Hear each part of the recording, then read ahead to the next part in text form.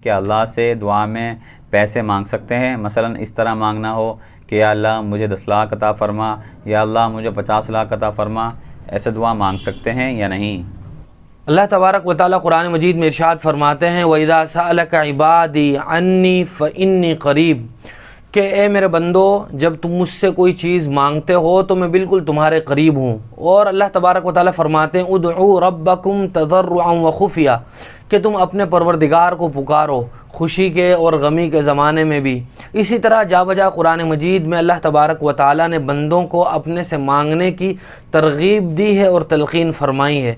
लिहाजा छोटा काम हो बड़ा काम हो, हदीस में तो आता है, हुजूर ने फरमाया कि अगर तुम्हारे जूते का एक तस्मा भी टूट जाए, जिसकी कोई अहमियत भी नहीं होती, बहुत ही मामूली बात होती है, हुजूर ने फरमाया उसको भी तुम अल्लाह से मांगो, फिर बाद में उसको संवारने की और मोची के पास ले जाकर सही करवाने की कोशिश करो। लिहाजा अल्लाह तबारक व तआला से इस तरह भी दुआ मांगी जा सकती है कि या अल्लाह तू मुझे 10 लाख रुपए दे दे, 50 लाख रुपए दे दे, इस तरह भी दुआ मांगी जा सकती है, कोई हर्ज नहीं है। लेकिन इस तरह की दुआ नमाज में नहीं मांगनी चाहिए। नमाज में अगर दुआ मांगते हैं तो अरबी ही ज़ुबान में मांग सकते हैं, और बेहतर है कि वो दुआएं मांगी जाएं जो अहादीस में भी मनक़ूल हैं, जिनको दुआए मासूरा कहा जाता है।